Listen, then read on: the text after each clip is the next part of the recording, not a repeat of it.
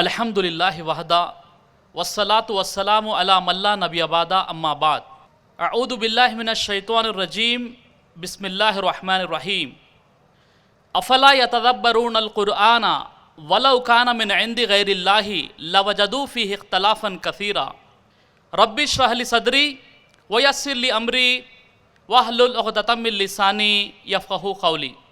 అనంత కరుణామయుడు, అపార కృపాశీలుడు, జనన మరణాలకు అతీతుడు, జనన మరణాలకు కారకుడు, ఈ అండపిండ బ్రహ్మాండాన్ని, సకల చరాచర సృష్టిని సృష్టించి పాలించి పోషించి రక్షిస్తున్నటువంటి విశ్వ నిర్మాత అయిన అల్లాహ్ పేరుతో ప్రారంభిస్తున్నాను.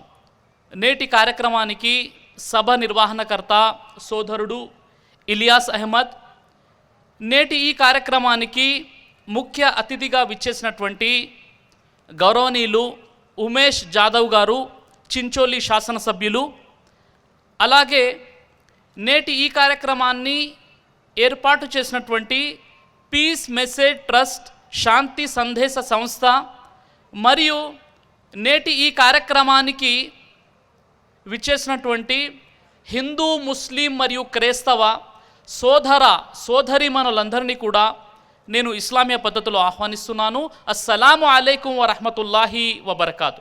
దీని అర్థం, మనందరి సృష్టికర్త అయినటువంటి అల్లాహ్ యొక్క శాంతి మరియు శుభాలు మీ అందరి జీవితాలపై వర్షించుగాక, ఆమీన్. నేను ముందుగా మనందరి సృష్టికర్త అయినటువంటి అల్లాహ్కు వేనోల్లా కృతజ్ఞతాస్తుతులు చెల్లించుకుంటున్నాను. ఎందుకంటే మనమంతా ఒక చోట సమావేశమై ధార్మిక విషయాలు చర్చించుకునేటటువంటి ఒక గొప్ప అవకాశాన్ని అల్లాహ్ మనందరికీ ప్రసాదించాడు. సోదర మహాశయులారా, నేటి నా యొక్క అంశము అంతిమ దైవ గ్రంథం ఖుర్ఆన్. సోదర మహాశయులారా, ఈ ప్రపంచంలోని ఒక్క ఖుర్ఆను తప్ప ఏ మత గ్రంథాన్ని తీసుకున్నా ఆ మత గ్రంథాన్ని రచించినటువంటి రచయిత, ఆథర్ అనబడేవాడు ఉంటాడు. ఈ ప్రపంచంలోని కేవలం ఒక్క ఖుర్ఆన్ మాత్రమే దీనికి రచయిత అనబడేవాడు ఉండడు. అంటే ఏ మానవుడు కానీ ఏ ప్రవక్త కానీ ఖుర్ఆను గ్రంథాన్ని రచించలేదు. సర్వలోకాల సృష్టికర్తనటువంటి అల్లాహ్ మానవాళి కోసం పంపించినటువంటి గ్రంథమే అల్ ఖుర్ఆన్. సోదర మహాశయులారా, ఖుర్ఆన్ అనే పదానికి అర్థము ఏమిటి అంటే నిత్య పారాయణ గ్రంథము, అనునిత్యం పఠించబడేటటువంటి గ్రంథము. ఒక్క క్షణము కూడా విరామం లేకుండా ఈ ప్రపంచంలో అల్లాహ్ గ్రంథం ఖుర్ఆన్ పారాయణం జరుగుతూనే ఉంటుంది. ఈ గ్రంథానికి పెట్టిన పేరుకు తగ్గట్టుగా ఆచరణ మనకు ప్రపంచంలో కనబడుతుంది. అది ఎలా అంటే, మన ఈ భూమి గుండ్రంగా ఉంది, తన చుట్టూ తాను తిరుగుతూ సూర్యుని చుట్టూ కూడా తిరుగుతూ ఉంది. కాబట్టి ఎక్కడో ఒక చోట సూర్యోదయం అయితే మరో చోట సూర్యాస్తమయం అవుతుంది. ఈ విధంగా ప్రతి సూర్యోదయానికంటే ముందు, ప్రతి సూర్యాస్తమయం తర్వాత ఈ ప్రపంచంలో ఉన్నటువంటి పట్టణాల్లో ఉన్నటువంటి మసీదుల్లో, గ్రామాల్లో ఉన్నటువంటి మసీదుల్లో ఖుర్ఆన్ యొక్క పారాయణము ఉచ్ఛస్వరంతో చేయబడుతుంది. అలాగే సోదర మహాశివులారా, ఖుర్ఆన్ అనేటటువంటి గ్రంథము సకల లోకాల సృష్టికర్తనటువంటి అల్లాహ్ అవతరింపజేసినటువంటి గ్రంథము. ఈ గ్రంథానికి దైవమే ఖుర్ఆన్ అని పేరు పెట్టాడు. ఈ ఖుర్ఆన్ ప్రతిరోజు కూడా విజృంభిస్తూ దీని పారాయణము ముందుకు కొనసాగుతూ ఉంటుంది. సోదర మహాశయులారా, ఈ ప్రపంచంలోని రమారమి 60 లక్షలకు పైగా పట్టణాలు ఉన్నాయి. ఈ 60 లక్షల పట్టణాలలో కూడా ఏదో ఒక చోట లేక అనేక చోట్ల ఖురాను గ్రంథం యొక్క పారాయణం అనునిత్యం జరుగుతూనే ఉంటుంది. ఏ విధంగానైతే సూర్యోదయం అవ్వడం ఆగదో, ఏ విధంగానైతే సూర్యాస్తమయం అవ్వడం ఆగదో, అలాగే ఈ ప్రపంచంలో ఈ ఖురాన్ యొక్క పారాయణం కూడా ఆగదు. సోదరులారా, ఖురాను గ్రంథాన్ని కంఠస్థం చేసుకున్నటువంటి వారు ఈ ప్రపంచంలో రమారమి 1 కోటికి పైగా మనకు ఈ ప్రపంచంలో ముస్లింలు ఖురాను గ్రంథాన్ని కంఠస్థం చేసుకున్నారు. అంతేకాకుండా గురుడ్డివారు, అంధులు సైతం వినడం ద్వారా ఖురాన్ని కంఠస్థం చేసినటువంటి అంధులు కూడా ఎంతోమంది ఉన్నారు. మన ప్రపంచంలోని ఎన్నో ఆధ్యాత్మిక గ్రంథాలు ఉన్నాయి. ఆ గ్రంథాలని పూర్తిగా కంఠస్థం చేసిన వారు మనకు కనబడరు. కానీ ఖురాన్ని మాత్రం కంఠస్థం చేసిన వారు చాలామంది మనకు కనబడుతున్నారు. దాదాపుగా రమారమి 1 కోటికి పైగా ఖురాను గ్రంథాన్ని కంఠస్థం చేసినటువంటి హాఫీజే ఖురాన్లు ఉన్నారు సోదర మహాశయులారా. ఈ గ్రంథానికి దైవమే పేరు పెట్టాడు, అల్ ఖురాన్, ఖురాను అని. నిత్య పారాయణం జరిగేటటువంటి గ్రంథము కాబట్టి ఇది ఒక్క క్షణం కూడా విరామం లేకుండా ఈ ప్రపంచంలో ఖురాన్ గ్రంథం యొక్క పారాయణం జరుగుతూనే ఉంటుంది. సోదర మహాశయులారా, సృష్టికర్తనటువంటి దైవము మానవాళికి మార్గం చూపించడానికి ఎంతోమంది దైవ ప్రవక్తల్ని పంపించాడు. ఆ ప్రవక్తలు ఆయా జాతి ప్రజలలో వారు గుర్తింపబడడానికి సృష్టికర్తనటువంటి దైవం వారి ద్వారా కొన్ని అద్భుతాలు చేయించాడు. సామాన్య ప్రజలు చేయలేనటువంటి విషయాలు ప్రవక్తల ద్వారా కొన్ని అద్భుతాలు చేయించి వీరు ప్రవక్తలు అని ఆ ప్రజలు గుర్తించేలా దైవం వారికి కొన్ని అద్భుతాలు కూడా ఇవ్వడం జరిగింది. వీటిని ఇస్లామీ పరిభాషలో మోజిజా అని అంటారు. మోజిజా అంటే అద్భుతాలు. ఈ మోజిజాలు ముఖ్యంగా 2 రకాలుగా మనకు కనబడతాయి. ఒకటి కంటికి కనిపించేటటువంటి అద్భుతాలు, 2 కేవలం బుద్ధి వివేకాల ద్వారా మాత్రమే గ్రహించేటటువంటి అద్భుతాలు. మహాప్రవక్త ముహమ్మద్ సల్లల్లాహు అలైహి వసల్లం వారి కంటే ముందు వచ్చినటువంటి ప్రవక్తలు ఎంతమంది అయితే ఉన్నారో వీరికి దైవం కంటికి కనిపించేటటువంటి అద్భుతాలను ఇచ్చాడు. కానీ ప్రవక్త ముహమ్మద్ సల్లల్లాహు అలైహి వసల్లం వారికి దైవం ఖురాను గ్రంథాన్ని ఇచ్చాడు.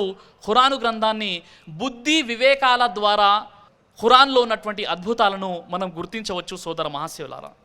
మహాప్రవక్త ముహమ్మద్ సల్లల్లాహు అలైహి వసల్లం వారి కంటే ముందు వచ్చినటువంటి ప్రవక్తలు ఎంతోమంది అద్భుతాలు చేశారని ఖురాను గ్రంథం మనకు తెలియజేస్తుంది. సోదర మహాశయులారా, సూరే త్వాహా సూర నంబర్ 20 ఆయత్ నంబర్ 10 వాక్యం నుండి మనం చదివినప్పుడు మూసా అలైహిస్సలాం వారు, ఆయన బైబిల్లో మోజెస్ అని అంటారు, మోషే అని తెలుగు బైబిల్లో మన క్రైస్తవ సోదరులు అంటుంటారు. మూసా అలైహిస్సలాం వారు ఫిరౌన్ అనేటటువంటి ఫరో చక్రవర్తికి భయపడి ఈజిప్ట్ నుండి మదియన్కు వెళ్ళిపోయారు. అక్కడ కొంతకాలం ఉండిన తర్వాత మదియన్ నుండి మళ్ళీ ఆయన ఈజిప్టుకు వస్తూ ఉండగా దారిలో చలికి వణుకుతూ దూరంగా ఉన్న ఒక అగ్నిని చూస్తారు. ఆ అగ్నిని చూసి ఆ అగ్నిని నేను తీసుకువస్తాను లేదా అక్కడికి వెళ్ళే మార్గాన్ని చూస్తాను అని వెళ్ళినటువంటి మూసా అక్కడ ఒక వింతను చూశాడు. ఆ వింత ఏమిటి అంటే ఒక వృక్షము ప్రకాశిస్తూ ఉంది. మూసా అలైహిస్సలాం వారు ఆశ్చర్యంగా చూస్తూ ఉన్నారు. అక్కడ ఒక వాణి వినిపించింది. అదేమిటి? ఇన్ని అనా రబ్బుక, ఓ మూసా, నిశ్చయంగా నేను నీ ప్రభువును, నీవు నీ చెప్పుల్ని విడిచిపెట్టు, ఇన్నక బిల్ వాదిల్ ముకద్దసి తువా, నిశ్చయంగా నీవు పవిత్రమైనటువంటి తువా లోయలో ఉన్నావు. ఓ మూసా, నిశ్చయంగా నేను నీ ప్రభువును, నీవు నీ చెప్పుల్ని విడిచిపెట్టు, నీవు పవిత్రమైనటువంటి తువా లోయలో ఉన్నావు అని ఒక శబ్దం వినిపించింది. అప్పుడు మూసానే అంటే మోషే ప్రవక్త తన చెప్పుల్ని విడిచిపెట్టి కాస్త ముందుకు వెళ్ళగానే మూసా అలైహిస్సలాం వారితో దైవం మళ్ళీ అంటున్నాడు, ఓ మూసా, నీ కుడి చేతిలో ఉన్నది ఏమిటి అనగానే మూసా వారు సమాధానమిస్తున్నారు, ఇది నా చేతి కర్ర, దీన్ని నా సహాయం కోసం ఉపయోగిస్తాను, ఇంకా ఈ కర్ర ద్వారా నేను మేకలకు ఆకులు రాలుస్తాను, ఇంకా ఎన్నో పనులు నెరవేరుస్తాను అని మూసా అలైహిస్సలాం వారు సమాధానం ఇవ్వడం జరిగింది. అప్పుడు అల్లా అంటున్నాడు, ఓ మూసా, నీ చేతిలో ఉన్న కర్రను క్రింద వేయి అనగానే మూసా అలైహిస్సలాం వారు ఆ కర్రను క్రింద వేయగానే అదొక పెద్ద సర్పంగా మారిపోయింది, అదొక పెద్ద పాముగా మారిపోయింది. అది చూసినటువంటి మూసా భయపడుతూ పారిపోతున్నాడు. ఓ మూసా, నీవు భయపడకు, దాన్ని పట్టుకో, మేము తిరిగి పూర్వపు స్థితిలోకి దానికి తీసుకువస్తాము అనగానే మూసా అలైహిస్సలాం వారు ఆ యొక్క పాముని పట్టుకోగానే అది కర్రగా పూర్వపు స్థితిలోకి వచ్చివేసింది. ఈ వాక్యంలో ఒక వ్యాఖ్యానంలో ఖురాన్లో చెప్పడం జరిగింది, ఆ పాము పెద్ద అనకొండగా మారి పెద్ద పెద్ద రాళ్లను సైతం మింగేస్తుంది కాబట్టి మూసా అలైహిస్సలాం వారు భయపడ్డారు. సోదర మహాశయులారా, ఇప్పుడు చూడండి, దేవుడు మూసా అలైహిస్సలాంకి ఇచ్చినటువంటి అద్భుతం ఏమిటి? ప్రజలు ఈరోజు నేర్చుకొని ప్రజల్ని మోసం చేసేటటువంటి మ్యాజిక్, కనికట్టు, మంత్ర విద్య ఏమిటి? ఇక్కడ చూడండి, సృష్టికర్త అయినటువంటి అల్లాహ్ మూసా అలైహిస్సలాం వారికి ఒక అద్భుతాన్ని ఇచ్చి ఫిరౌన్ అనేటటువంటి చక్రవర్తి వద్దకు ప్రవక్తగా వెళ్ళమని చెప్పాడు. ఇద్హబు ఇలా ఫిరౌన ఇన్నహు తగా, ఓ మూసా, నీవు ప్రవక్తగా ఫిరౌన్ వద్దకు వెళ్ళు. మూసా అలైహిస్సలాం వారు అంటున్నారు, ఓ దైవమా, నా సోదరుడు హారూన్ని కూడా ప్రవక్తగా నీవు ఎన్నుకో, అతడు నాకు సహాయంగా ఉంటాడు అంటే ఇద్హబా ఇలా ఫిరౌన ఇన్నహు తగా, మీరిద్దరూ కలిసి ఫిరౌన్ వద్దకు వెళ్ళండి అని అల్లాహ్ సుబ్హానహు వ తఆలా మూసా అలైహిస్సలాం వారికి ఆజ్ఞాపించడం జరిగింది. మూసా అలైహిస్సలాం వారు ఫరో చక్రవర్తి వద్దకు వెళ్ళాడు. ప్రవక్తగా ఫిరోన్ అంటున్నాడు, ఓ మూసా, నీవు నా వద్ద ఉండి నా వద్ద పెరిగి నా మనిషిని చంపి వెళ్ళిపోయావు, నీవు ప్రవక్త అని చెప్పడానికి ఆధారం ఏంటి అని ఫరో చక్రవర్తి ఫిరోన్ మూసాతో అడిగినప్పుడు అప్పుడు మూసా అలైహిస్సలాం వారు ఇదిగో చూడు అని తన చేతి కర్రని క్రింద వేయగానే అదొక పెద్ద పాముగా మారిపోయింది. ఇది చూసినటువంటి ఫిరోన్ ఏమనంటే, ఓహో అలానా, నేను పిలుస్తాను, నా వద్ద కూడా మాంత్రికులు ఉన్నారు, నేను పిలుస్తానని ఒకరోజు నిర్ణయించడం జరిగింది. దాదాపు 70,000 మంది మాంత్రికులను ఫిరోన్ సమావేశపరిచాడు. ఇప్పుడు పోటీ జరగబోతుంది.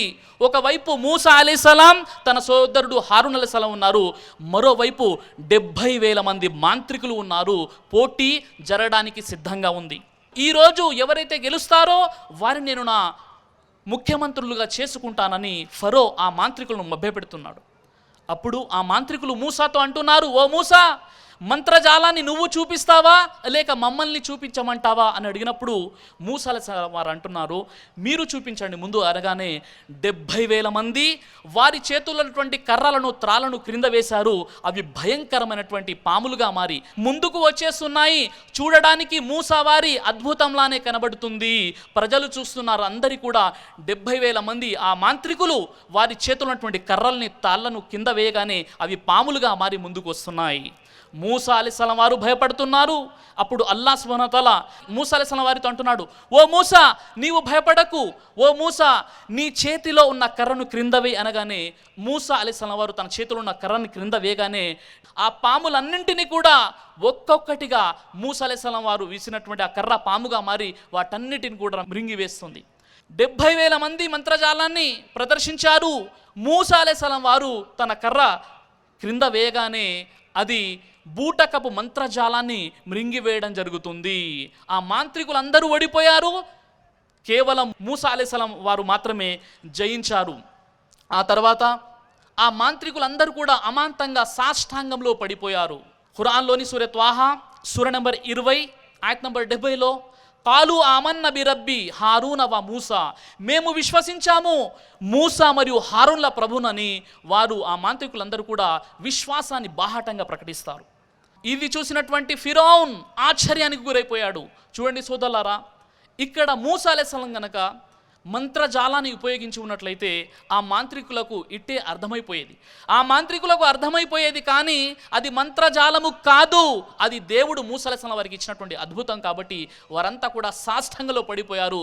వారంతా అల్లాహ్ను విశ్వసించారు. సోదర మహాశయులారా, అయినప్పటికీ కూడా ఫిరౌన్ అంటున్నాడు, ఈ మాంత్రికులందరికీ మీరిద్దరు గురువులు ఇక్కడ నాటకం చూపించడానికి వచ్చారని ఆ విధంగా ఫిరౌన్ ధిక్కరించడం జరిగింది. ఫిరౌన్ మూసా ముందు ఉన్నటువంటి మాంత్రికులతో అంటున్నారు, ఇప్పుడు మీరు ఈ పని చేసినందుకు గాను మీ అవయవాలను, మీ కుడి చేతిని ఎడమ కాలును లేదా ఎడమ చేతిని కుడి కాలుని ఆపోజిట్ డైరెక్షన్లో అభిముఖ దశలో నరికించి వేస్తాను అని చెప్పడం జరిగింది. అప్పుడు మాంత్రికులు ఏమన్నారంటే, ఓ ఫిర్ఔన్, నీవు ఏమి చెయ్యాలో అది చేసుకో, మేము చూడదలుచుకున్నది చూసేశామని వారు విశ్వాసంలో స్థిరంగా ఉన్నారు. సోదర మహాశివులారా, అల్లా మూసా అలైహిస్సలాం వారికి ఇచ్చినటువంటి అద్భుతం ముందు ఏ మంత్రజాలము, ఏ మ్యాజిక్ కూడా, ఏదైతే మ్యాజిక్ని మంత్రజాలాన్ని కనుకటిని ప్రదర్శించారో వారందరూ కూడా ఓడిపోయారు. వారందరికీ తెలిసింది అల్లా సుబ్హానహు వ తఆలా మూసా అలైహిస్సలాం వారికి ఇచ్చినటువంటి అద్భుతం అది ఒక గొప్ప అద్భుతం అని వారు విశ్వసించడం కూడా జరిగింది. ఈ విధంగా సృష్టికర్త అయినటువంటి దైవం ఆయా జాతిలో ఉన్నటువంటి ప్రవక్తలు ఏ ప్రదేశంలోనైతే ఆనాడు కొన్ని అద్భుతాలు ఉండేవో ఆ విధంగానే వారికి అద్భుతాలు ఇవ్వడం జరిగింది. సోదర మహాశివులారా, ఇదే విధంగా ఈసా అలైహిస్సలాం యేసుక్రీస్తు కాలంలో హీలింగ్ ఉండేది, స్వస్థత ఉండేది. కాబట్టి ఈసా అలైహిస్సలాం వారికి, యేసుక్రీస్తు వారికి స్వస్థతకు సంబంధించినటువంటి అద్భుతాన్ని ఇవ్వడం జరిగింది. సూర్య ఆలే ఇమ్రాన్ సూర నంబర్ 3 ఆయత్ నంబర్ 49ని కాస్త మనం పరిశీలించినట్లయితే ఈసా అలైహిస్సలాం యేసుక్రీస్తు వారు మట్టి ఆకారం గల ఒక బొమ్మను తయారు చేసి అందులో అల్లా నామంతో ఊదగానే అది నిజమైన పక్షిగా ఎగిరిపోయేది. ఇంకా ఈసా అలైహిస్సలాం వారు, యేసుక్రీస్తు వారు కుష్టు రోగుల్ని స్పర్శించగానే వారికి స్వస్థత చేకూర్చేది. ఇంకా మృతులను స్పర్శించగానే వారు లెగిసి నిలబడేవారు. ఈ విధంగా ఈసా అలైహిస్సలాం వారి కాలంలో హీలింగ్ ఉండేది. కాబట్టి అల్లా సుబ్హానహు వ తఆలా అలాంటి అద్భుతాన్ని ఈసా అలైహిస్సలాం వారికి ఇవ్వడం జరిగింది. కానీ ముహమ్మదు రసూలుల్లాహ్ సల్లల్లాహు అలైహి వసల్లం వారు చెప్పినటువంటి విషయం ఏంటంటే, నాకంటే ముందు ప్రవక్తలు వారు వారి వారి కాలాలలో అద్భుతాలు చేశారు. అవన్నీ ఆయా కాలానికి సంబంధించినటువంటివే. ఇప్పుడు మూసా అలైహిస్సలాం వారి కర్రను తీసుకొచ్చి వేస్తే అది పామవదు. అదేవిధంగా మట్టి ఆకారంగా ఒక బొమ్మను తయారు చేసి అందుతో ఊదగా అది నిజమైన పక్షిలా ఎగిరిపోదు. అంటే అవన్నీ కూడా ఆయా కాలాలకు సంబంధించినటువంటివి. అల్లా సుబ్హానహు వ తఆలా నాకు ఒక అద్భుతం ఇచ్చాడు, అది ప్రళయం వరకు కూడా మిగిలి ఉంటుందని రసూలుల్లాహ్ సల్లల్లాహు అలైహి వసల్లం వారు తెలియజేశారు. సోదరులారా, అదే అద్భుతం ఈ అల్ ఖుర్ఆన్. మహాప్రవక్త రసూలుల్లాహ్ సల్లల్లాహు అలైహి వసల్లం చెప్పారు, అల్లా సుబ్హానహు వ తఆలా నాకొక అద్భుతాన్ని ఇచ్చాడు, అది ప్రళయం వరకు కూడా మిగిలి ఉంటుంది అని చెప్పారు. ఇప్పుడు ఎవరైనా అల్లా అద్భుతాన్ని చూడాలంటే ఈ దివ్య గ్రంథాన్ని స్వీకరించవచ్చు. సోదర మహాశివులారా, మహాప్రవక్త ముహమ్మద్ సల్లల్లాహు అలైహి వసల్లం వారి కంటే ముందు వచ్చినటువంటి ప్రవక్తలు ఎన్నో అద్భుతాలు చేశారు. ఆనాడు విజ్ఞాన శాస్త్రము అంతగా అభివృద్ధి చెందలేదు కనుక వారికి కంటికి కనిపించేటటువంటి అద్భుతాలు ఇవ్వబడ్డాయి. కానీ మహాప్రవక్త ముహమ్మద్ సల్లల్లాహు అలైహి వసల్లం వారికి దైవం ఇచ్చినటువంటి అద్భుతం అల్ ఖుర్ఆన్. ఈ ఖురాన్ బుద్ధి వివేకాలతో గుర్తించే వారికి అనునిత్యం కూడా అద్భుతాలు చూపించేటటువంటి గ్రంథం అల్ ఖుర్ఆన్. సోదర మహాశివులారా, చూడండి, ప్రవక్త ముహమ్మద్ సల్లల్లాహు అలైహి వసల్లం వారి యొక్క ఆగమనం కంటే ముందు ముఖ్యంగా అరబ్ దేశంలోని మక్కా ప్రాంతం ఎలా ఉండదంటే అక్కడ భాషా సాహిత్యం అంటే సాహిత్యపరంగా భాషాపరంగా సాహిత్య రంగంలో అరబ్బులను మించిన వారు ఎవరు ఉండేవారు కాదు. అంటే ప్రపంచంలోనే అగ్రభాగాన ఉన్నారు అరబ్బులు. సాహిత్యపరంగా కవులు, మహాకవులు, కవిత్వాలు ఇవన్నీ కూడా ఎక్కువగా ఉండేవి. ఎంత అగ్రభాగాన ఉండేవారు అంటే ఒక చిన్న ఉదాహరణ ద్వారా మీరు ఈ విషయాన్ని గుర్తించవచ్చు. ఆనాడు ఒక వ్యక్తి కాబా వద్ద నిలబడి సంవత్సరం పాటు ప్రతిరోజు ఒక ప్రసంగం చేశాడు. ఒకరోజు చేసిన ప్రసంగాన్ని మరో రోజు చేయకుండా, ఒకరోజు ఉపయోగించినటువంటి పదాలు రెండవ రోజు ఉపయోగించకుండా సంవత్సరం పాటు ఒక వ్యక్తి ప్రసంగం చేశాడు. అంటే సాహిత్యపరంగా అంత అగ్రభాగాన ఉండేవారు అరబ్బులు.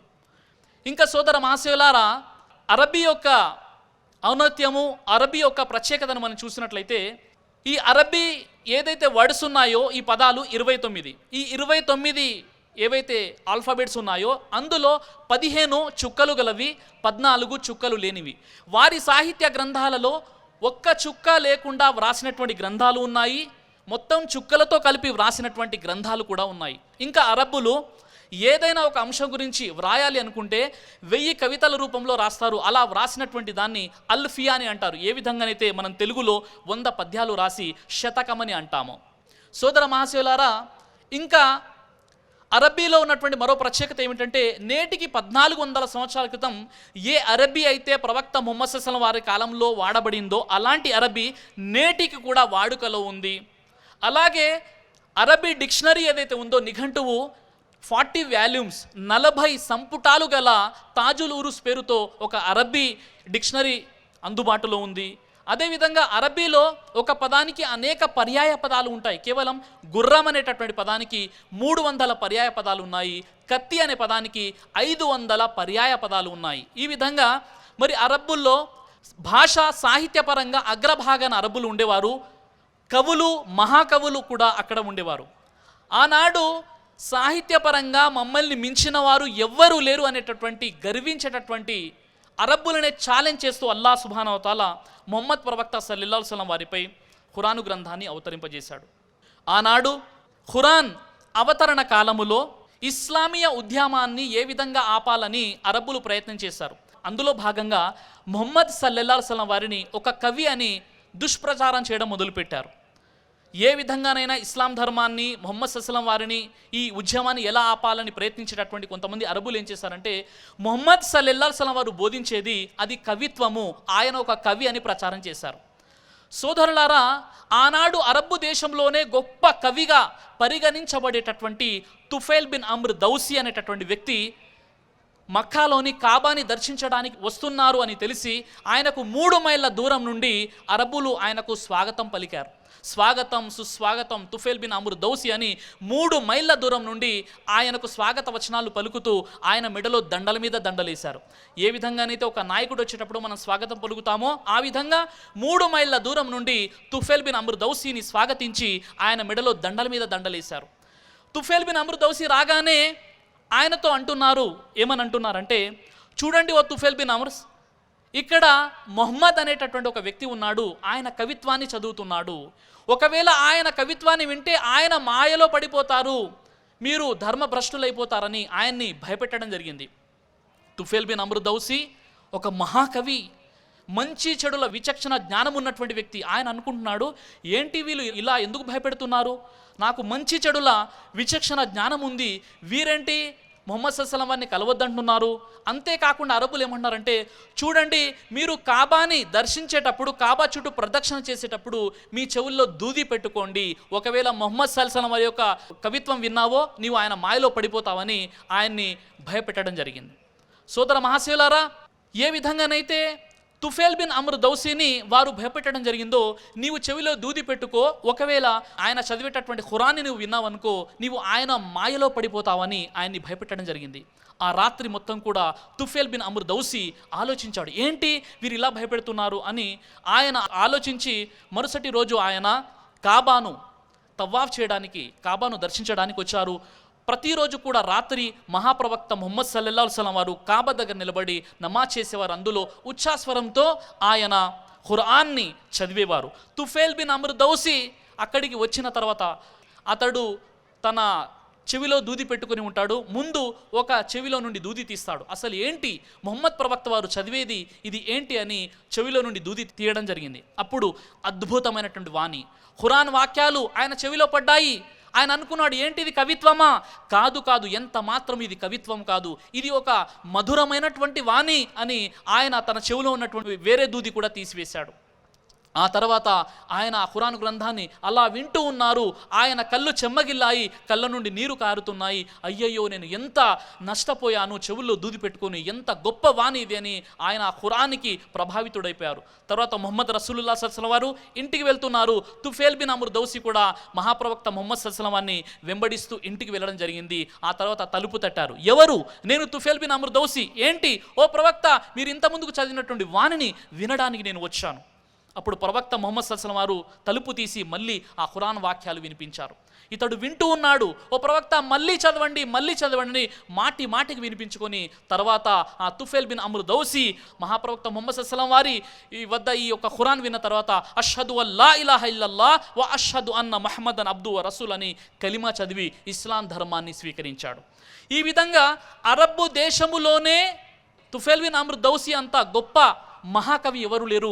అలాంటి కవి సైతము ఖురాన్ వాక్యాలు విని ఇది నిస్సందేహంగా మానవ రచన కాదు, కవిత్వము అంతకంటే కాదు, ఇది ఒక గొప్ప వాణి అని ఆయన ఇస్లాం ధర్మాన్ని స్వీకరించడం జరిగింది. సోదర మహాశయులారా, ఈ విధంగా సోదరులారా, ప్రవక్త ముహమ్మద్ సల్లల్లాహు అలైహి వసల్లం వారికి దైవం ఇచ్చినటువంటి గ్రంథం అల్ ఖురాన్. ఇది ప్రతిరోజు కూడా, ఇది అనునిత్యం కూడా విజృంభిస్తూ అద్భుతాలను చూపించేటటువంటి గ్రంథం. సోదర మహాశయులారా, ఈ విషయమై ఎంతోమంది గొప్ప గొప్ప మేధావులు, గొప్ప గొప్ప సైంటిస్టులు, శాస్త్రవేత్తలు సైతం ఖురాను గ్రంథాన్ని చదివి అందులో ఉన్నటువంటి ఆధునిక విషయాలు చూసి ఎంతో ఆశ్చర్యపోయి వారు చెప్పినటువంటి విషయాలు ఇన్షాల్లా కొన్ని మీ ముందు చర్చిస్తాను. సోదర మహాశయులారా, మహాప్రవక్త ముహమ్మద్ రసూలుల్లాహ్ సల్లల్లాహు అలైహి వసల్లం వారిపై ఖురాను గ్రంథం అవతరించింది.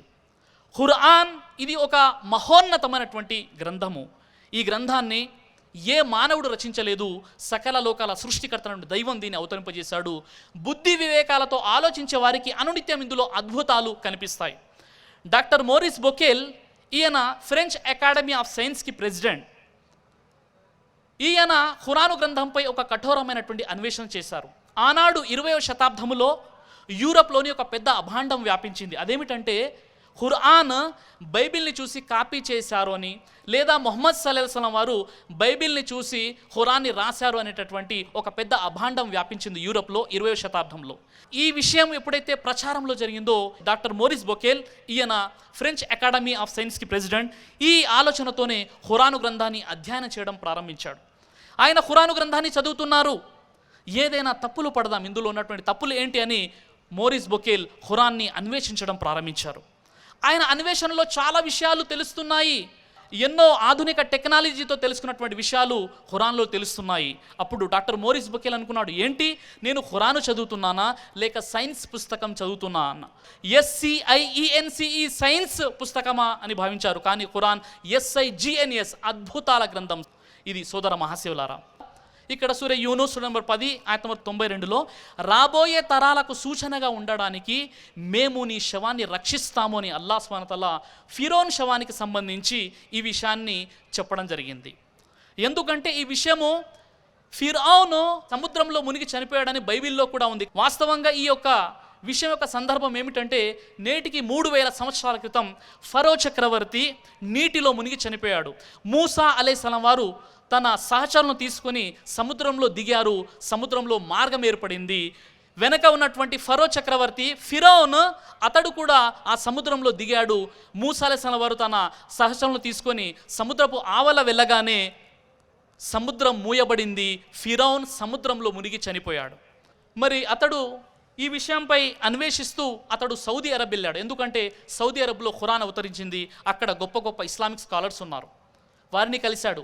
1898లో ఈజిప్టులోని ఒక సముద్రపు తీరంలో ఫరో చక్రవర్తి యొక్క శవము లభించింది.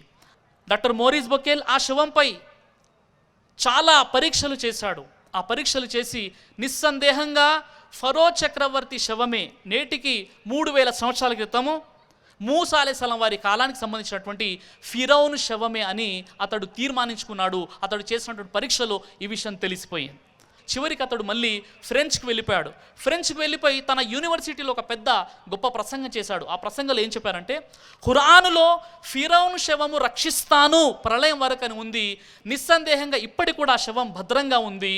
ఆ శవముపై సముద్రపు ఉప్పు కణాల ద్వారా నిస్సందేహంగా అది సముద్రంలో మునిగి చనిపోయినటువంటి శవంగా, అది ఫిరౌన్ శవంగా నేటికి అది మ్యూజియంలో భద్రంగా ఉందని అతడు డాక్టర్ మోరిస్ బొకేల్ ఈ విషయం చెబుతూ, ఈ విషయాన్ని కనుక్కోనడానికి కేవలం 200 సంవత్సరాల ముందు ఈ టెక్నాలజీ వచ్చింది, కానీ 1400 సంవత్సరాల క్రితము మరి ఆ శవం గురించి ఇంత ఖచ్చితంగా దాన్ని కాపాడతామని చెప్పడం జరిగిందంటే ఇది మామూలు విషయం కాదని చెప్పడం జరిగింది.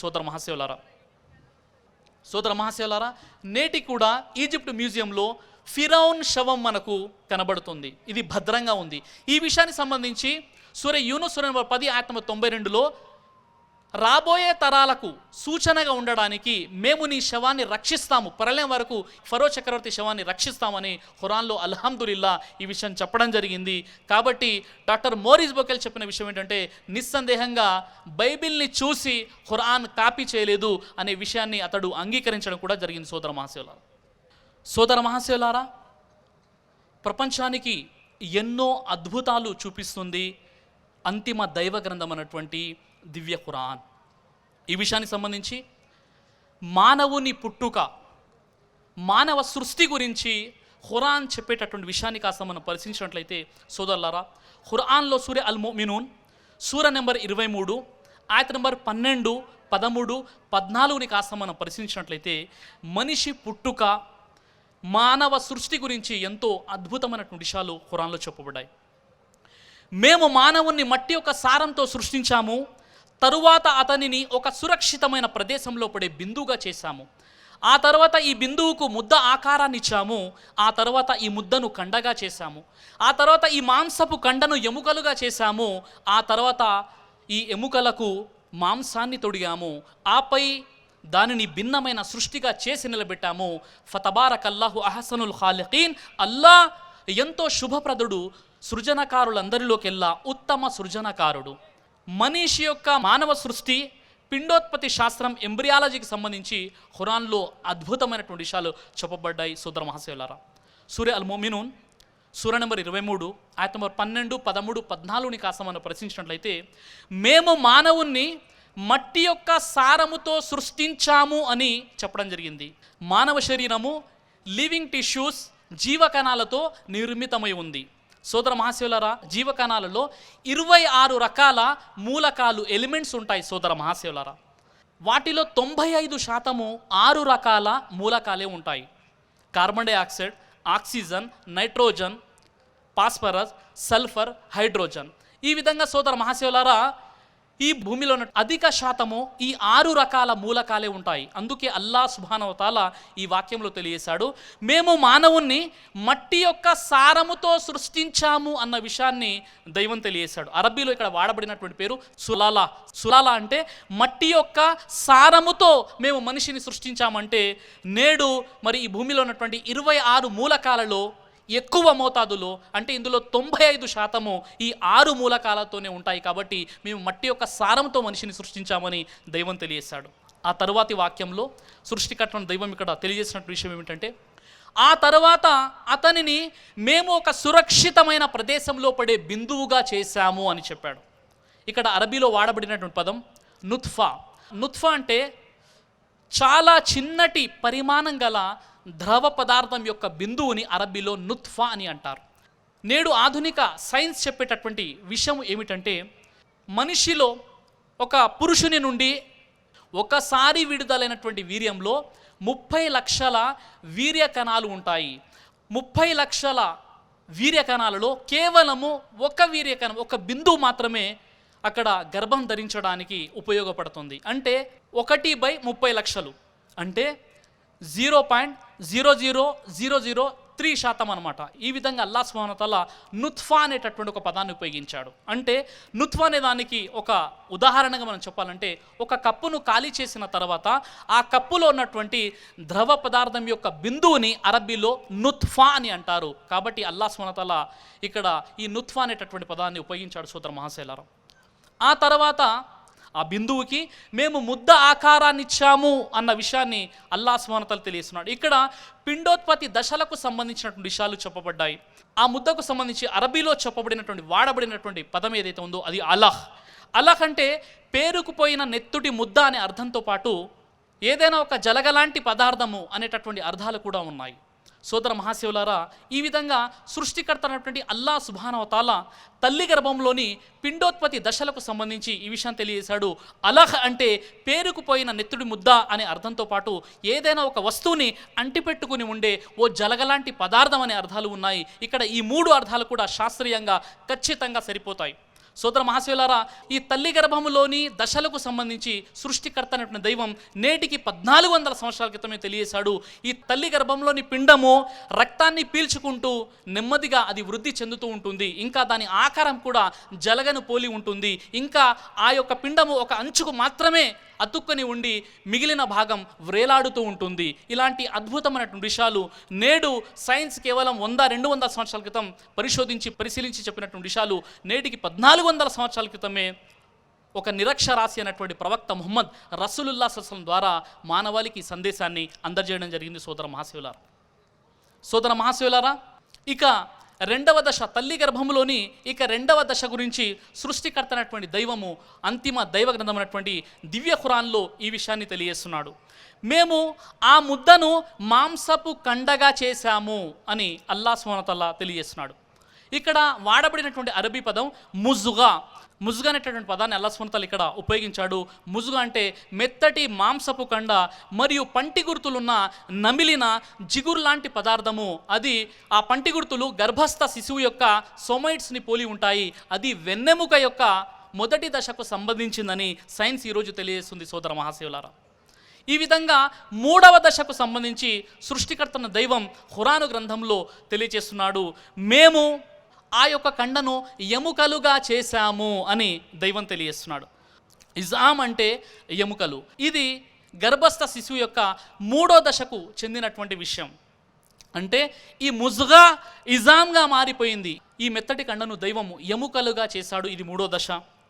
ఇక 4వ దశ ఏమిటంటే, ఆ యొక్క ఎముకలకు మేము మాంసాన్ని తొడిగాము అని అల్లాహ్ సుబ్హానహు వ తఆలా 4వ దశను తెలియజేస్తున్నాడు. అరబీలో సోదర మహాశివులారా, ఇజామ్ అంటే ఎముకలు, లహమ్ అంటే మాంసము. ఈ ఇజామ్కి, ఈ యొక్క ఎముకలకు మేము మాంసాన్ని తొడిగామని తెలియజేయడం జరిగింది. ఇది 4వ దశ సోదరులారా. ఇక 5వ దశ, ఆపై దానిని మేము భిన్నమైన సృష్టిగా చేసి నిలబెట్టాము. అంటే ఆ తర్వాత దైవం నకసిక పర్యాంతంగా మనిషిని తీర్చిదిద్దాడు. ఎందుకంటే ఫతబారకల్లాహు అహసనుల్ ఖాలికీన్, అల్లా ఎంతో శుభప్రదుడు, సృజనకారులందరిలోకెల్లా ఉత్తమ సృజనకారుడు అని చెప్పడం జరిగింది. సోదర మహాశివులారా, ఈ వాక్యాలని కాస్త మనం పరిశీలిస్తే, మేము మానవుణ్ణి మట్టి యొక్క సారంతో సృష్టించాము, తరువాత అతన్ని ఒక సురక్షితమైన ప్రదేశంలో పడే బిందువుగా చేశాము, ఆ తర్వాత ఆ బిందువుకు ముద్ద ఆకారాన్ని ఇచ్చాము, ఆ తర్వాత ఆ ముద్దను మాంసపు కండగా చేశాము, ఆ తర్వాత ఆ మాంసపు కండను ఎముకలుగా చేశాము, ఆ తర్వాత ఆ ఎముకలకు మాంసాన్ని తొడిగాము, ఆపై దానిని భిన్నమైన సృష్టిగా చేసి నిలబెట్టాము అని ఈ అద్భుతమైనటువంటి వర్ణన తల్లి గర్భంలో గర్భంలోని ఈ పిండోత్పత్తికి సంబంధించినటువంటి దశలకు సంబంధించి దైవం నేటికి 1400 సంవత్సరాల క్రితమే అంతిమ దైవగ్రంథం ఖురాన్లో ఈ విషయాన్ని తెలియజేశాడు. సోదర మహాశయులారా, ఈ విషయాన్ని కెనడాకు చెందినటువంటి ప్రొఫెసర్ కీత్ ఎల్మోర్, ఈయన కెనడాలోని టొరంటో యూనివర్సిటీ యొక్క అనాటమీ డిపార్ట్మెంట్కి, అనాటమీ అంటే శరీర నిర్మాణ శాస్త్రానికి అనాటమీ డిపార్ట్మెంట్కి చైర్మన్ మరియు ఎంబ్రియాలజీలో ప్రొఫెసర్.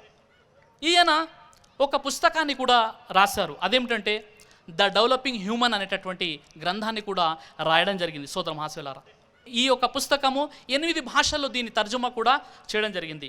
ప్రొఫెసర్ కీత్మోర్ ఆయన ఖురానులోని తల్లి గర్భంలోని పిండోత్పత్తి శాస్త్రము అంటే తల్లి గర్భంలోని ఈ పిండం యొక్క అభివృద్ధి ఈ దశలను చూసి ఎంతో ఆశ్చర్యపోయారు. ఎంతగా ఆయన ఆశ్చర్యపోయారంటే 1981లో సౌదీ అరబ్లోని దమ్మాంలో జరిగినటువంటి 7th మెడికల్ కాన్ఫరెన్స్లో ఆయన ఈ విషయాల్ని ప్రస్తావిస్తూ ఆయన ఏం చెప్పారంటే, మరి నేటికి 1400 సంవత్సరాల క్రితం ఇంత అద్భుతమైనటువంటి విషయాలు ఖురాన్లో చెప్పబడ్డాయి.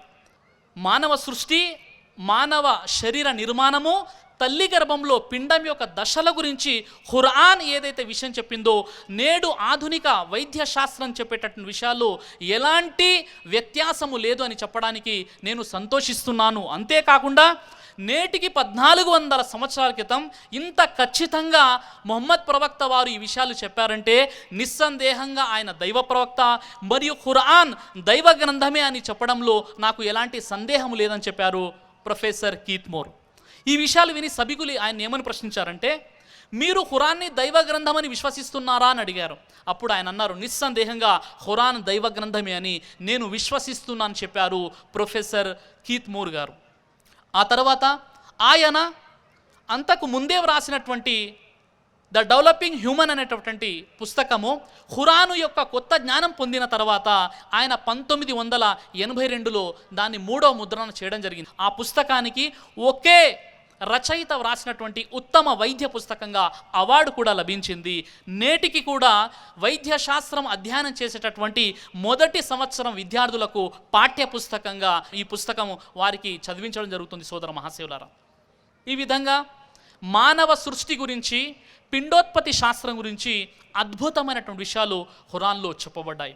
ఇక సోదర మహాశయులారా, మరొక అద్భుతమైనటువంటి విషయం ఖురాన్లో చెప్పబడినటువంటి విషయం ఏంటంటే, పుట్టబోయే శిశువు ఆడ లేక మగ అనేది ఎవరిపై ఆధారపడి ఉంటుంది అన్న విషయాన్ని కాస్త మనం పరిశీలించినప్పుడు అంతిమ దైవగ్రంథం ఖురాన్లోని సూరే అన్-నజ్మ్ సూర నంబర్ 53 ఆయత నంబర్ 45 మరియు 46లో వఅన్నహు ఖలఖ జౌజైని దకర వల్ ఉన్సా మిన్ నుత్ఫతిన్ ఇదా తుమ్నా, ఈ వాక్యాన్ని కాస్త మనం పరిశీలించినప్పుడు విడిచే ఒక బిందువు ద్వారా ఆడామగల జతలను ఆయనే సృష్టించాడు అని ఈ విషయం చెప్పడం జరిగింది. అంటే పుట్టబోయే శిశువు ఆడ లేక మగ అనేది పురుషుని వీర్య కణాలపై ఆధారపడి ఉంటుందని నేటికి 1400 సంవత్సరాల క్రితం అంతిమ దైవ గ్రంథం ఖురాన్ ఈ విషయాన్ని తెలియజేసింది.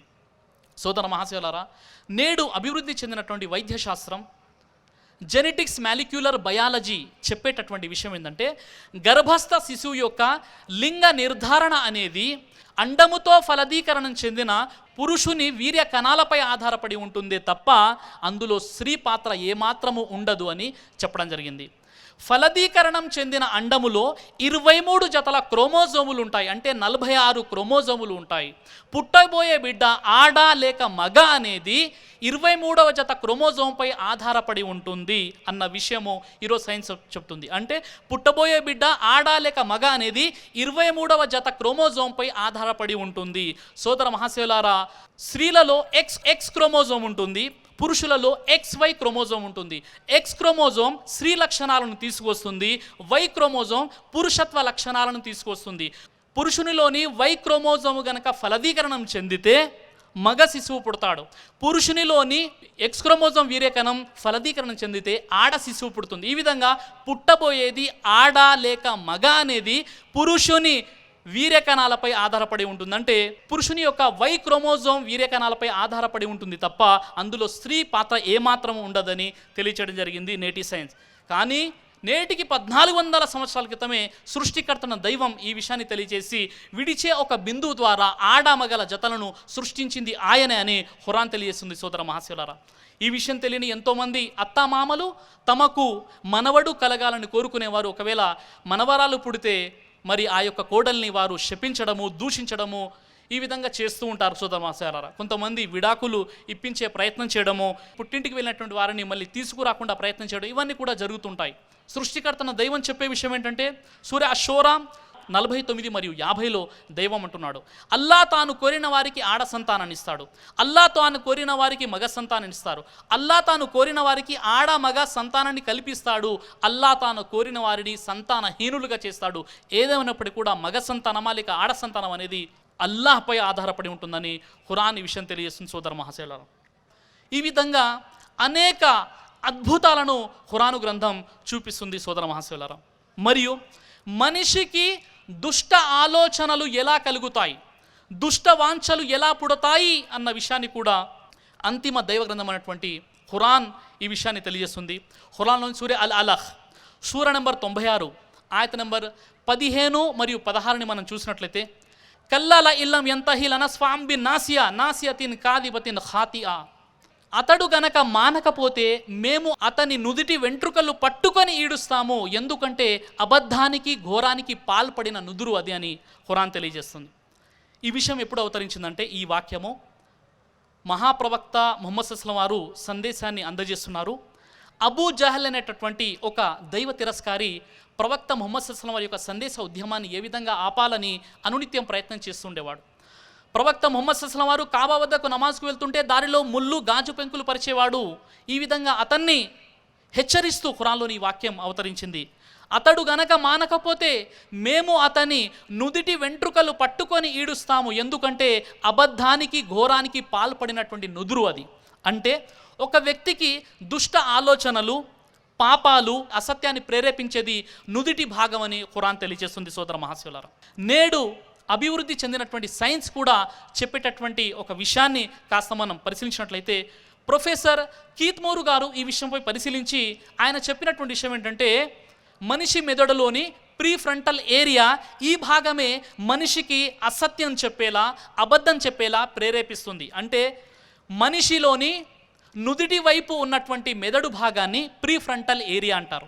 ఈ ప్రీఫ్రంటల్ ఏరియానే మనిషికి అసత్యము లేదా అబద్ధం వైపు ప్రేరేపిస్తుంది. అంటే ఒక మనిషి మంచి చేయాలన్నా చెడు చేయాలన్నా ఒక వ్యక్తికి ఆలోచన కలిగించి మిగతా శరీరాలకు సంకేతం కల్పించేది ప్రీఫ్రంటల్ ఏరియా అని నేడు వైద్య శాస్త్రం ఈ విషయాన్ని తెలియజేస్తుంది.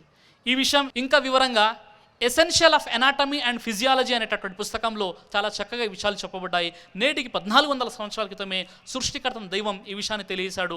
సోదర మహాశివులారా, ఇక సోదర మహాశివులారా, అలాగే మనిషి చర్మంలోనే నొప్పిని గ్రహించే భాగాలు ఉంటాయని నేటికి 1400 సంవత్సరాల క్రితమే దైవం ఖురాను గ్రంథంలో ఈ విషయాన్ని తెలియజేశాడు.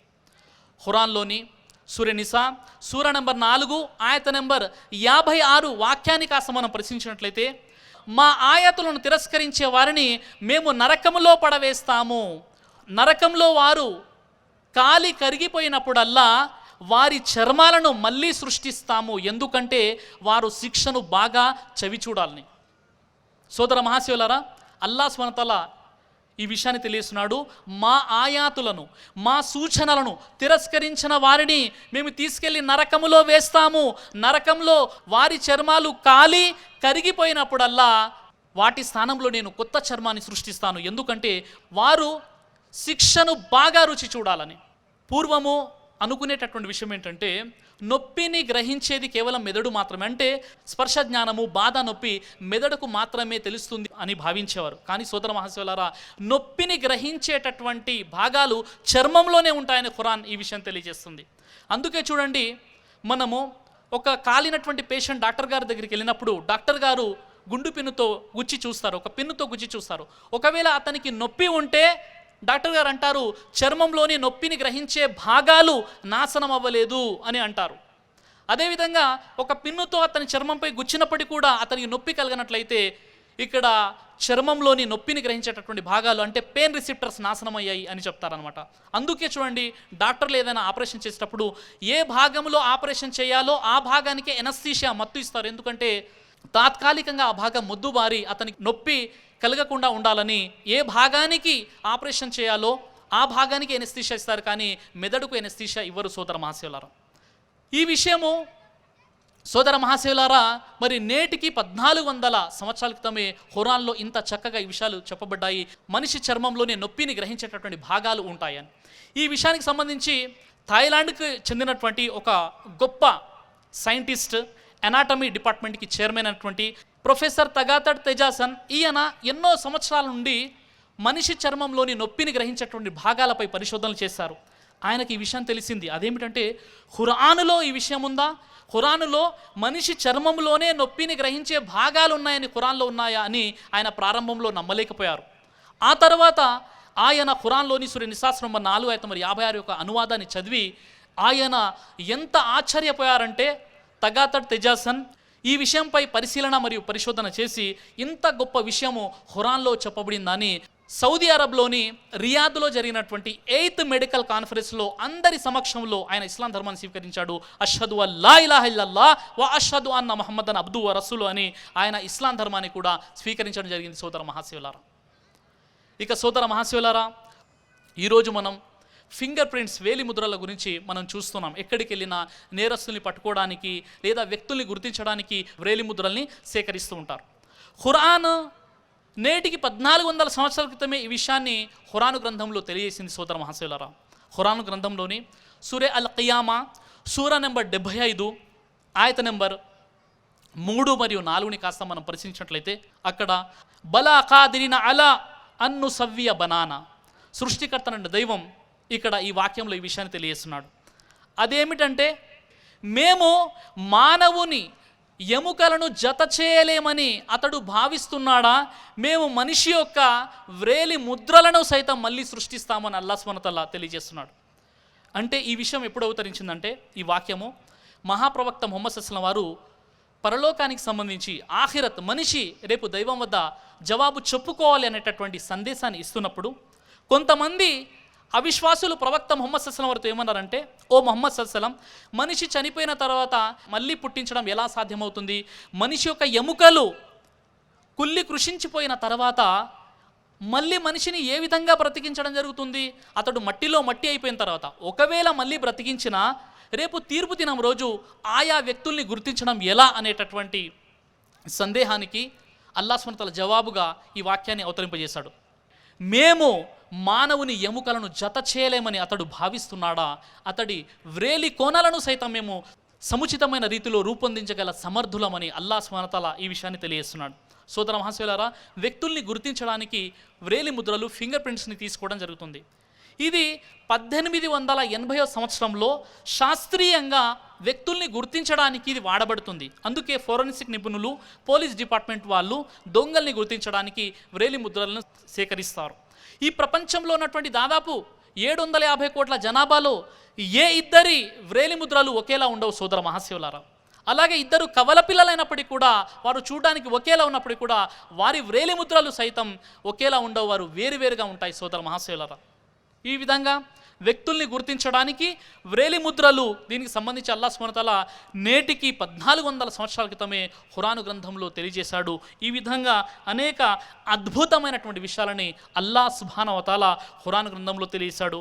పిండోత్పత్తి శాస్త్రం గురించి, పుట్టబోయేది ఆడా లేక మగ అనే విషయానికి సంబంధించి, వ్యక్తికి దుష్ట వాంఛలు ఏ విధంగా కలుగుతాయి అనే విషయం గురించి, అలాగే మరి మనిషిలోనే చర్మములోనే పెయిన్ రిసెప్టర్స్, నొప్పిని గ్రహించేటువంటి భాగాలు ఉన్నాయి అనే విషయం గురించి, అదేవిధంగా ఈ ఫింగర్ ప్రింట్స్, వ్రేలి ముద్రలకు సంబంధించి అల్లాహ్ సుబ్హానహు వ తఆలా ఎన్నో అద్భుతమైనటువంటి విషయాలు నేటికి 1400 సంవత్సరాల క్రితం తెలియజేశాడు. ఈరోజు మానవుడు ఈ ఆధునిక టెక్నాలజీని ఉపయోగించి ఎంతో శ్రమపడి తెలుసుకున్నటువంటి విషయాలు నేటికి 1400 సంవత్సరాల క్రితమే ఈ విషయాలు చెప్పబడ్డాయి సోదర మహాశివులారా. మరి ఖురాన్లోని ఈ అద్భుతమైనటువంటి విషయాల్ని ఎంతోమంది గొప్ప గొప్ప శాస్త్రవేత్తలు అన్వేషించారు. వారి జీవితాలు కూడా మారిపోయాయి సోదర మహాశివులారా. ఇస్లాం విమర్శకుడు సర్ విలియం మ్యూర్ ఎప్పుడు కూడా ఇస్లాంని విమర్శించేవాడు. సర్ విలియం మ్యూర్ బ్రిటన్కి చెందినటువంటి ఒక తత్వవేత్త. ఈయన ఖురాను గ్రంథాన్ని ఒక కఠోరమైన అన్వేషణ చేశాడు ఖురాను గ్రంథంపై. ఖురాన్ని చదివాడు, చివరికి అలసిపోయాడు. అతడు అలసిపోయి ఇచ్చినటువంటి స్టేట్మెంట్ ఏంటంటే, మైసూరుకు చెందినటువంటి ఫిలాసఫర్ కెఎస్ రామకృష్ణారావు ఆయన రచించినటువంటి ఇస్లాం ప్రవక్త ముహమ్మద్ సల్లల్లాహు అలైహి వసల్లం అనేటటువంటి పుస్తకంలో సర్ విలియం మ్యూర్ యొక్క స్టేట్మెంట్ ఈ విధంగా ఉంది: నేను ఖురాను గ్రంథాన్ని ఒకసారి కాదు, 2 సార్లు కాదు, అనేక సార్లు అన్వేషించాను. 12 శతాబ్దాలుగా చరిత్రలో ఏ మాత్రం మార్పు లేకుండా ఉన్నది ఉన్నట్టుగా స్వచ్ఛంగా నిలిచిన గ్రంథం ఏదైనా ఉందంటే అది కేవలం ఖురాన్ మాత్రమే అని చెప్పాడు సర్ విలియం మ్యూర్. సోదర మహాశయులారా, ఇంత గొప్ప గ్రంథాన్ని కలిగినటువంటి ముస్లింలు సరిగా గ్రహించినటువంటి ఎంతోమంది ముస్లింల దౌర్భాగ్యం, అదేవిధంగా ఈ సందేశం విని కూడా మరి గ్రహించినటువంటి ఎంతోమంది ముస్లిమేతరులు కూడా ఈ విషయాన్ని ఒక్కసారి గుర్తించాలి. సోదర మహాశయులారా, ఈ గ్రంథాన్ని ఎంతోమంది శాస్త్రవేత్తలు ఈ గ్రంథంపై అన్వేషణ చేశారు, కఠోరమైనటువంటి అన్వేషణ జరిపారు, చివరికి కెమికల్ టెస్ట్ కూడా చేశారు. సోదర మహాశయులారా, ఇదే విధంగా జర్మనీకి చెందినటువంటి మ్యూనిచ్ యూనివర్సిటీ వీరు 7వ శతాబ్దం నుండి 20వ శతాబ్దం వరకు ఖురాను ప్రతులను సేకరించారు. అంటే ఖురాన్ ఎప్పుడైతే అవతరించిందో ఆ తర్వాతి కాలం నుండి 20వ శతాబ్దం వరకు కూడా వారు ఖురాను ప్రతులను స్వీకరించారు. దాదాపుగా 50,000 ఖురాను ప్రతుల్ని సేకరించి వాటిపై పరిశోధన చేశారు. వీరి యొక్క ఉద్దేశం ఏంటంటే, ఖురాన్లో ఏదైనా తప్పులుంటే వాటిని పట్టుకోవాలి, ప్రపంచానికి తెలియచేయాలని వీరు 50,000 ఖురాను ప్రతుల్ని సేకరించి కఠోరంగా అన్వేషణ చేశారు. చివరికి ఆ ఖురాన్ని చదివి వెతికి అలసిపోయి వారు ఇచ్చినటువంటి స్టేట్మెంట్ ఏంటంటే, కొన్ని ప్రింటింగ్ మిస్టేక్స్ తప్ప, అంటే ముద్రించేటప్పుడు జరిగినటువంటి ఆ ప్రింటింగ్ ప్రెస్ వాళ్ళ తప్పులు తప్ప 2 రకాల ఖురాన్లు మేము చూడలేదని వారు సాక్ష్యం ఇచ్చారు.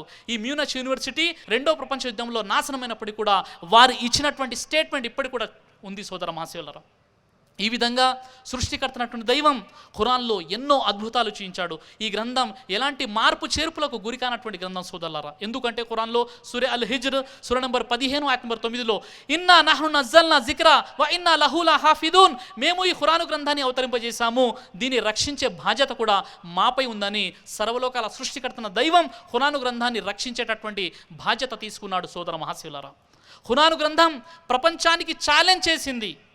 అదేమిటంటే ఖురాను గ్రంథంలో సూర బఖరా సూర నంబర్ 2 ఆయత 23-24లో వ ఇన్ కుంతుం ఫీ రైబిన్ మిమ్మా నజ్జల్నా అలా అబ్దినా ఫాతూ బిసూరతిన్ మిన్ మిస్లి వదూ షుహదాఅకుం మిన్ దూనిల్లాహి ఇన్ కుంతుం సాదికీన్ ఫఇల్లం తఫఅలు వలన్ తఫఅలు ఫత్తకున్ నార అల్లతీ వఖుదుహా అన్నాస్ వల్ హిజారా ఉఇద్దత్ లిల్ కాఫిరీన్. అల్లాహ్ సుబ్హానహు వ తఆలా అంటున్నాడు, సృష్టికర్తన దైవం చెప్తున్నాడు, మా దాసునిపై మేము అవతరింపజేసినటువంటి ఈ గ్రంథం అది అల్లా గ్రంథమో, అది దైవ గ్రంథమో కాదో అనేటటువంటి సందేహం మీకు ఉన్నట్లయితే మీరు ఖురానులోని ఒక అధ్యాయం లాంటి అధ్యాయాన్ని మీరు రచించి తీసుకురండి. ఒక్క అల్లాను తప్ప మీకు సహకరించే వారందరినీ కూడా పిలుచుకోండి. ఒకవేళ మీరు సత్యవంతులే అయితే ఆ పని చేసి చూపించండి. మీరు చేయని పక్షంలో ఎన్నటికీ ఆ పని చేయలేరు. భయపడండి. మానవులు రాళ్ళు ఇంధనం కాగల ఆ అగ్ని సత్య తిరస్కారుల కోసం సిద్ధం చేయబడి ఉంది. సోదర మహాశయుల, ఖురాన్లో సూర బనీ ఇస్రాయిల్ సూర 17 ఆయత నంబర్ 88లో అల్లాహ్ సుబ్హానహు వ తఆలా తెలియజేస్తున్నాడు సూర బనీ ఇస్రాయిల్లోని. అదేమిటంటే, ఓ ప్రవక్త వారికి చెప్పు, యావత్ మానవులు జిన్నులు ఏకమై కఠోర తపస్సు చేసినా పరస్పరం సహకరించుకున్న ఈ ఖురాను లాంటి గ్రంథాన్ని ఎన్నటికీ రచించలేరని దైవం ముందే చెప్పేశాడు. సూర యూనుస్ సూర నంబర్ 10 ఆయత 38-39లో ఖురాన్ లాంటి ఒక అధ్యాయాన్ని తీసుకురని ఛాలెంజ్ చేశారు, కానీ ఎవరు తీసుకురాలేదు. ఖురాన్లోని సూర హూద్ సూర నంబర్ 11 ఆయత నంబర్ 13-14లో ఖురాను గ్రంథంలోని 10 అధ్యాయాలు లాంటి అధ్యాయాలు తీసుకురండి అని ఛాలెంజ్ చేశారు, ఎవరు తీసుకురాలేదు. ఖురాన్లోని సూర తూర్ సూర నంబర్ 52 ఆయత నంబర్ 33-34లో దైవం ఖురాన్ను పోలినది ఖురాన్ని తీసుకురండి అని చెప్పారు, ఎవరు కూడా సాహసం చేయలేరు. సోదర మహాశయులారా, ఈ గ్రంథము ఇది సృష్టికర్తనటువంటి అల్లాహ్ మానవాళి కోసం పంపించినటువంటి గ్రంథం. సోదర మహాశయులారా, ఈ ఖురాన్ కేవలం ముస్లింల గ్రంథము ఎంత మాత్రము కాదు. ఖురాన్లోని సూర బఖరా సూర నంబర్ 2 ఆయత 185, ఖురాన్లోని సూర ఇబ్రాహీం సూర నంబర్ 14 ఆయత నంబర్ 1, సూర ఇబ్రాహీం సూర నంబర్ 14 ఆయత నంబర్ 52, సూర జుమర్ సూర నంబర్ 39 ఆయత నంబర్ 41లో హుదల్లిన్ నాస్, ప్రపంచ మానవాళికి మార్గం చూపడానికి సృష్టికర్త అల్లాహ్ సుబ్హానహు వ తఆలా ఖురాను గ్రంథాన్ని అవతరింపజేశాడు.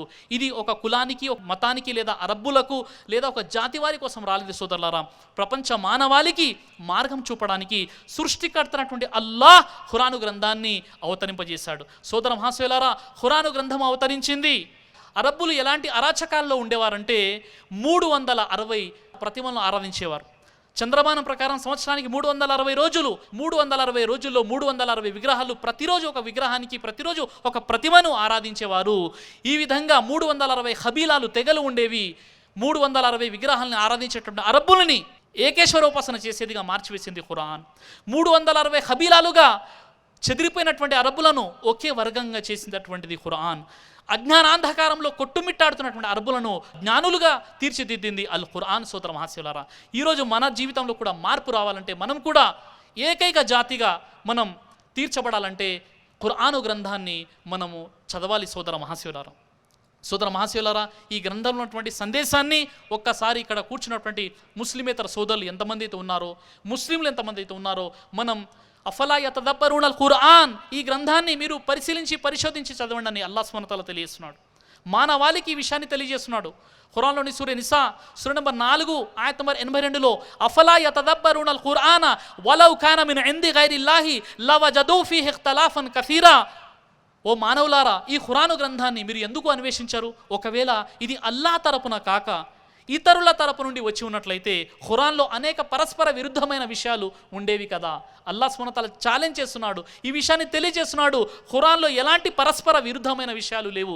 ఒకవేళ ఇది దైవ గ్రంథం కాకుండా ఎవరో ఒక మానవుడు రచించినట్లయితే అందులో తప్పకుండా పొరపాట్లు, దోషాలు ఉండేవి. కానీ ఇది అల్లాహ్ ఈ గ్రంథాన్ని పంపించాడు కాబట్టి సోదర మహాశివులారా, ఇందులో ఎలాంటి దోషాలు కానీ లోపాలు కానీ లేవు. సోదర మహాశివులారా, ప్రవక్త ముహమ్మద్ సల్లల్లాహు అలైహి వసల్లం వారు ఉమ్మి, నిరక్షరాస్యులు, ఆయనపై ఖురాను గ్రంథం అవతరించింది.